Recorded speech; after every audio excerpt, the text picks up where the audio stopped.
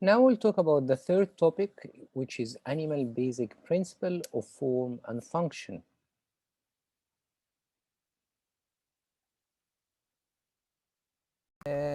So if you look closely into this picture, you can see that the ant living in the desert have long legs, and this give these organisms the advantage of lifting its body above the ground.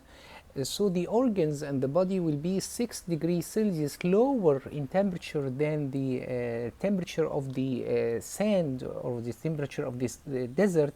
That's a kind of adaptation. As well, it enables the ant to go much faster. Of speed reaches 1 meter per second, and as you can see from the bottom photo, that it can capture it predates on kind of worms. So the long legs helps as well to predate over these organisms. If we go closer to the evolution of animal size and shape, you can see that these three types of animal, either the seal or the penguin or the tuna, have developed a very unique body plan to enable these kind of animals to be fast swimmers. You can see that all these structures are tapered, have a body plan which is tapered from its both ends. Enables to have a stream and fusiform form in swimming in the sea. To reach velocity reaches 80 km per hour.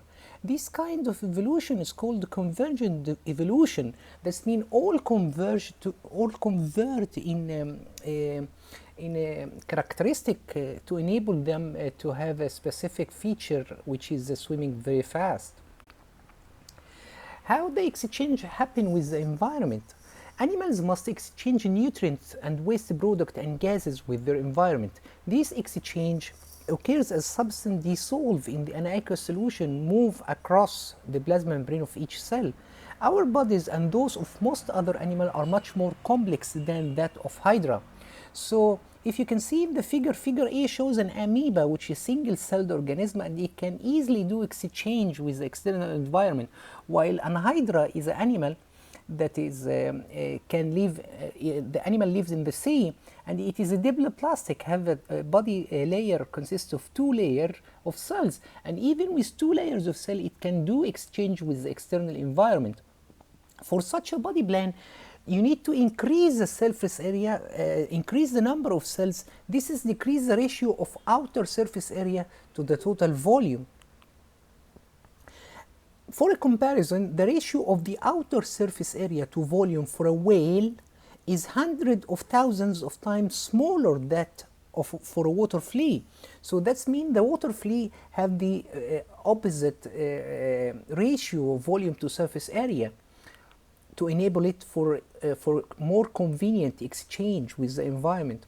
Nevertheless, every cell in the whale must be bathed in fluid and have access to oxygen, nutrient, and other resources. How this is accomplished? This is accomplished by the branching or folding, which greatly increases surface area. For example, in humans, the internal exchange surface for digestion, respiration, and circulation each have an area more than 25 times that of the skin, because the skin is not branched, but the internal organ is branched. Internal body fluid link exchange surface to body surface. The spaces between cells are filled with fluid is called the interstitial fluid. So this complex body plan also includes circulatory fluid, which enables the circulation of all the nutrients, which is the blood. The exchange between the interstitial fluid and circulatory fluid enables the cells throughout the body to obtain all its requirements of the nutrients and get rid of all its waste. So if you can see from this figure, it's like a diagram showing the internal exchange surface of a complex animal. So you can see the different systems are represented as a sketch.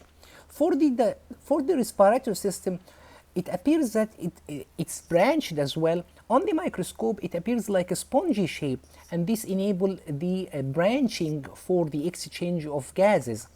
For the digestive system, you can see that the lining of the small intestine have the finger-like projection, which is called microvilli, and this is for the aiming for increasing the surface area.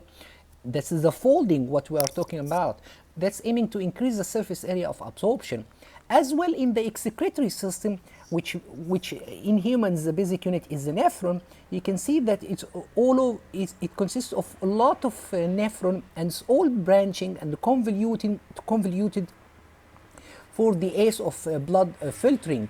So basically the slide talks about increasing the surface area for the normal processes of the exchange.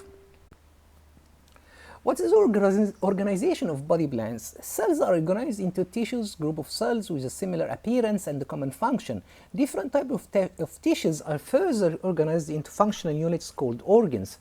The simplest animals such as the sponges, lake organs, or even true tissue. Group of organs unite together to form organ system. There are four main types of animal tissue: epithelial, connective, muscle, and nervous. We'll talk first about the epithelial tissue. So you can see what's the function of epithelial tissue. It lines, covers, and protects other tissue and organs. These types of cells are tightly joined together, named according to cell shape. So it's the types of the epithelial tissue named according to the cell shape. They function mainly as a barrier against mechanical injury, pathogen, and fluid loss.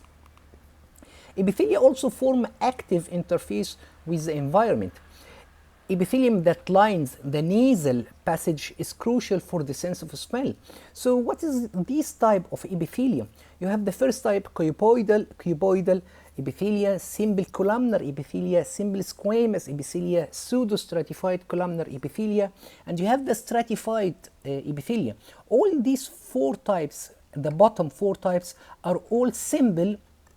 Or the first three, are all simple because they consist of only one layer, while the top one, the stratified, because it consists of multi-layer, while the pseudostratified, actually it looks like a multi-layer, but actually it's one layer of cells of columnar epithelium. That's called pseudostratified. For the stratified epithelia, which normally present the best example for that is the skin and the lining of the digestive system. It consists of multi-layered and always regenerate rapidly, and new cells are formed at the bottom and pushed to the upper layer to replace the dead one, which is removed due to friction. As an example, the skin. If we look closely to the types of epithelia, for the cuboidal cell, it's disc-shaped cells specialized for secretion, make up epithelium of the kidney tubules, many glands, thyroid gland, salivary gland. For simple columnar, large brick-shaped cells found in the places where secretion and active absorption is important, lines the intestine, secreting digestive juices and absorbing nutrients. While for simple squamous epithelium, it's plate-like cells function only for exchange of material by diffusion. That's why it's a very thin layer of cells. They are thin, leaky, and they line as well the blood vessels and the air sacs of lungs, which is very convenient for the air sacs of lungs because there is exchange of gases. For the pseudostratified, it's a single layer of cells. But why it appears as a multi-layer? Because cells vary in the height. Some cells are short, some cells are long. They're usually ciliated cells, and the best example for pseudostratified columnar epithelia is the trachea. Trachea is lined by pseudostratified ciliated columnar epithelium. Polarity is important in epithelia. Polarity, that means the cells of epithelia have two different poles of cell, an apical surface and the basal surface. And you can see from the figure, the apical surface here is exposed to the lumen, while the basal surface is exposed to the internal of the cells. All epithelia are polarized, have two different sides. The apical surface faces the lumen, the cavity, or outside of the organ, and therefore exposed to the fluid or air. The apical surface of epithelia lining, for example, the small intestine, is covered by microvilli, as we said before, to increase the surface area available for absorption. The opposite side of each epithelium is considered to be the basal surface. In this slide, it's like a simple quiz. Try to identify from the photo what are these types of epithelia. Just write the names of the epithelia, just train as a quiz. The same here, try to identify which types of epithelia. These two slides are actually real images of epithelial tissue. We'll talk now about the second type of tissue, which is the connective tissue. Connective tissue, from the name implies, it consists of a sparse population of cells scattered through an extracellular matrix. It holds many tissue and organ together and in place. The matrix generally consists of web of fibers embedded into a liquid, jelly-like, or a solid foundation. Within this matrix, which have fibers, there are numerous cells called fibroblasts, which secrete fiber proteins, and as well there is macrophage. And macrophage, it's a type of cell of the immune cell which engulf foreign particles and any cell debris by phagocytosis. The connective tissue fiber are of three kinds: collagenous fibers, reticular fibers, and the elastic fibers. The first one provides strength and flexibility, while the second one join connective tissue to adjacent tissue, while the third one make tissue elastic. If you pinch a fold of tissue on the back of your hand, the collagenase and the reticular fibers prevent this skin from being pulled apart from the bone, whereas the elastic fiber restore the skin to its original shape when you release your grip. In this slide, we'll see the different types of connective tissue. You have the first type and the location as well, and the photo for this type. You have the loose connective tissue. For the loose, it's the most widespread connective tissue, CT, connective tissue. It binds the epithelia to the underlying tissue and holds organ in place. Have all three types. What three types? The elastic, the collagenase, the reticular. Found in skin and throughout the body. For the fibrous connective tissue, they are dense with collagenase fibers found in tendons which attach muscle to the bone, and in ligaments as well, which attach bones to the joints. You have the bone, which you consider a type of connective tissue. Of course, we all know the bone. It is a skeleton, consists of bone-forming cells called osteoblast. And these osteoblasts secrete a matrix of collagen together with calcium, magnesium, and phosphate ion combined together to form the hard mineral structure of the bone or the matrix. Then we have the blood. It's a type of loose connective tissue as well. And of course, we all know that blood consists of plasma and red blood cells and white blood cells and the platelets and salt and water. And of course, it carries all the function of circulating the nutrients and the exchange of gas throughout the body. The next type is the adipose tissue. It's a type of connective tissue that stores fats and insulate body and stores fuel as well. The other type is cartilage, and of course we know cartilage to contain a collagenous fiber, and cells responsible for forming the cartilage is called chondrocytes. And the skeleton of many vertebrate embryos contain cartilage that is replaced by bone as the embryo matures. So that means that embryo in the uterus of mothers always first originate as a cartilage, and then this is replaced during development inside the uterus, is replaced into bone before delivery of the baby. And this as well, you need to train on these figures to know which are the types of this connective tissue. Try to relate between this slide and the previous slide to identify what are these types of connective tissue. You can see here the location, a slide representing the location of these different just mentioned connective tissue, where they are located in the arm.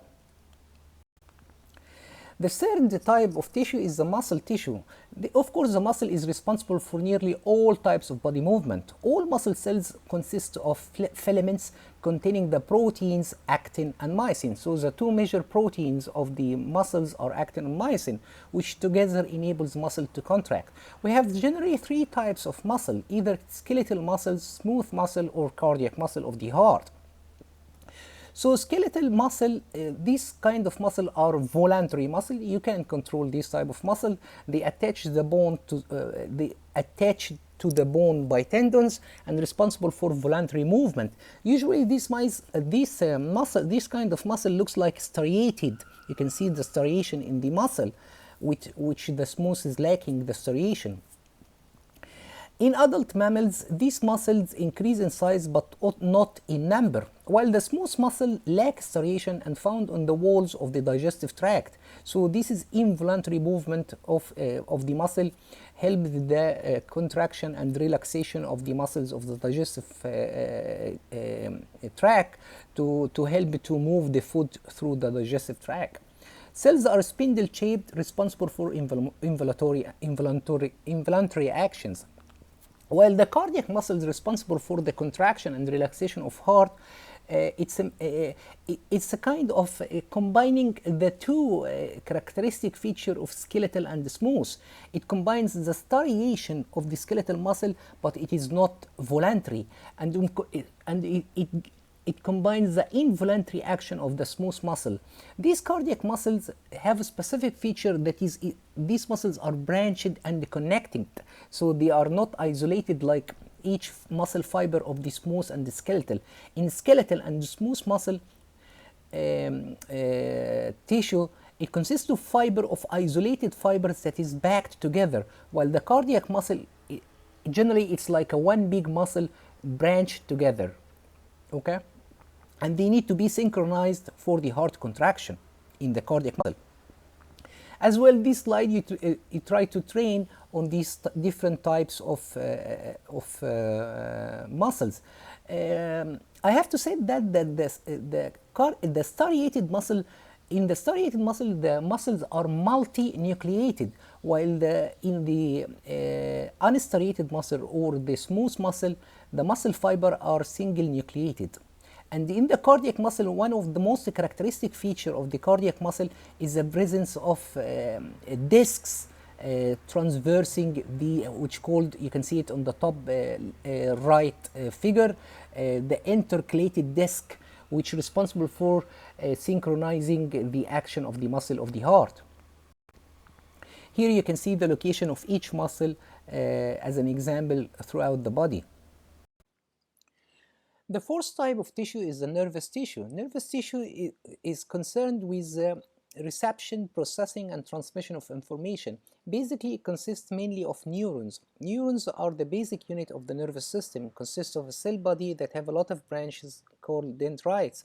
And the very long axons is used for transmitting the information to the effector cells.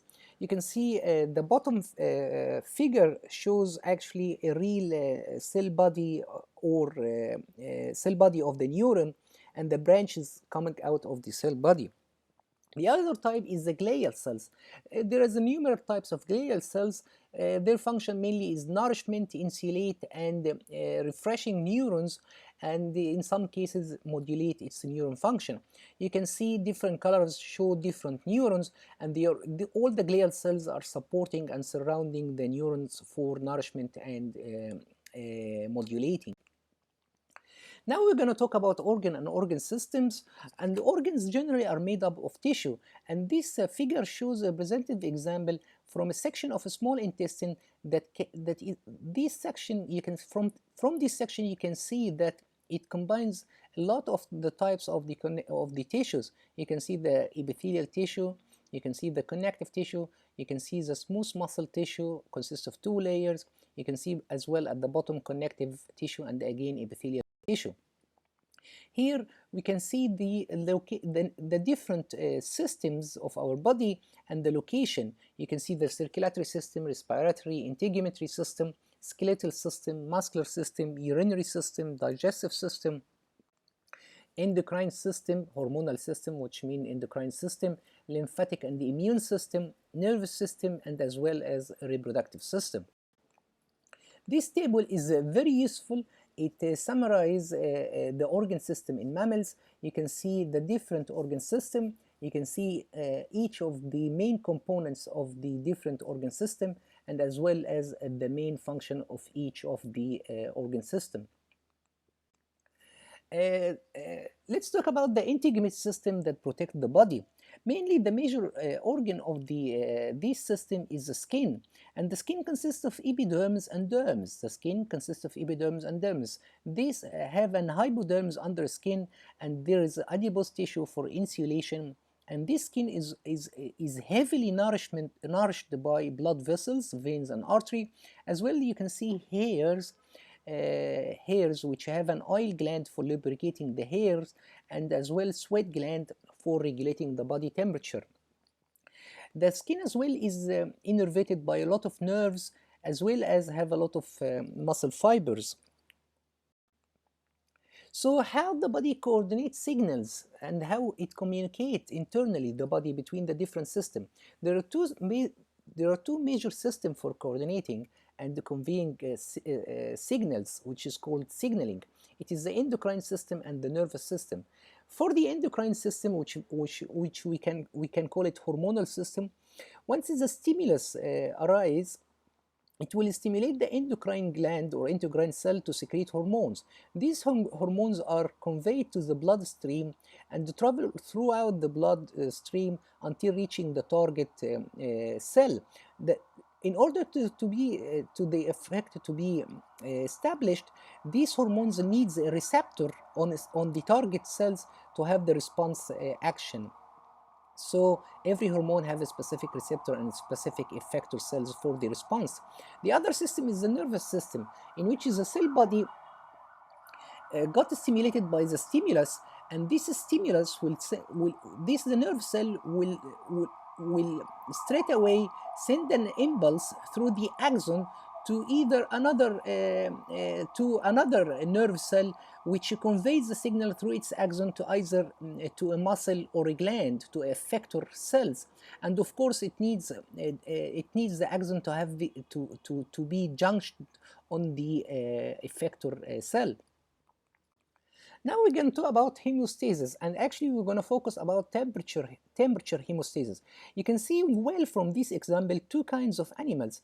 It's river otter, which is a temperature regulator organism or warm-blooded animal, and the fish called largemouth bass. This fish is a cold-blooded animal. What's the difference between warm-blooded and cold-blooded? This means the warm-blooded animal can regulate its body temperature to be constant, irrelevant to the external environment, while the fish is a cold-blooded animal, so its internal body temperature is always nearly equal the external body environment. So you can see that from the graph, you can see that the fish temperature increases with increasing of the environmental temperature, while the temperature of the otter stays the same even with increasing the external environmental temperature. As a non-living sketch example and what actually happening in our homes, you can see if the temperature is around 20 of the room temperature, once the temperature increases, the thermostat turns the heater off, so enabling the temperature to decrease. But if the temperature decreased, the thermostat turns the heater on, so to increase the temperature of the room, to get back again to the room temperature, which is around 20 degrees Celsius. In our body, the thermostat in our body located in a very specialized organ, very important organ in the brain, on our brain, is called hypothalamus. This hypothalamus have the thermostat for the temperature. Once the body temperature is increased, for example, due to exercise, these hypothalamus give a lot of orders. Two of the major orders is to order the blood vessel to dilate, especially near the skin. This dilation near the skin will promote the release of the heat to the external environment. That's lead to cooling of the body temperature. As well, the orders from the hypothalamus will order the sweat gland to secrete sweat.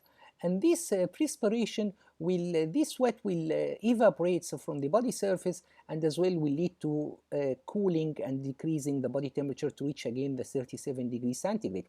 The other way around, when the thermostat of the hypothalamus is sensed that the body temperature have been decreased, it will activate a warming mechanism. Two of the warming mechanism, of course, is the constriction of blood vessels and the deviating of the blood vessel supply from the skin, so to decrease the amount of heat loss by evaporation. As well, it will promote this warming mechanism, it will promote more action from the muscle and more contraction, and this will generate more heat, so to increase the body temperature until reaching the normal body temperature, which is around 37 degrees. In this, here we can see in this mechanism need a feedback loop. So why the feedback loop is important? In order not to overuse the system and to move on only one direction. So usually, as a sketch, as a general diagram, if a stimulus comes that disrupt homeostasis, any homeostasis by increasing or decreasing, this controlled condition is monitored by a receptor, which is, for example, these receptors are on the hypothalamus, which is the thermostat. This thermostat will send to the hypothalamus, which is the control signal. It will send it that there is something wrong with the homeostasis. This will send a nerve impulse or chemical signals like hormones to the control center that sends an output to an effector, which either a gland, the blood vessel, skin, to regulate back the homeostasis. So once this response will alter the control condition. Of course, once this is set back to the normal condition, like the 37 degrees centigrade, orders have been conveyed back to the initial starting from the before the receptors to switch this off. The best example for that is the circadian cycle. You can see that the circadian cycle present in our body controls the sleep cycle. So you have like hormonal balance and nerve control that control when to sleep and when to wake up through the metabolic activity of the body. Here we can see as an example how the lizard will balance between the heat loss and gain and do the heat exchange between the organism and the environment to balance its heat capacity. So generally the lizard in the desert, it will gain most of the heat through the radiation from the sun. The emission of the electromagnetic waves by all objects warmer than the absolute zero. Here the lizard will absorb heat radiating from the suns and only radiate smaller amounts of this heat. But what happens if the lizard got overheated? It has three different mechanisms to lower down its heat, because lizard is a cold-blooded animal, not a warm-blooded animal. So the first mechanism is evaporation. So it can evaporate from the surface of its body. It loses, it's a kind like sweating. So this evaporation of water from lizard will moist surfaces and will decrease its body temperature. The other mechanism is convection. So convection, for simplicity, is convection. It's like when the movement of the air over the surface of the lizard will take the heat away from the surface of the liver. As a simple example, if you are feeling hot, you stand outside in a windy day, the wind will convect heat away from your body.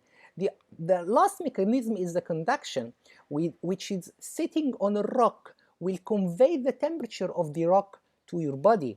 For simplicity as well, if you're feeling hot, you can rest on a cool wall.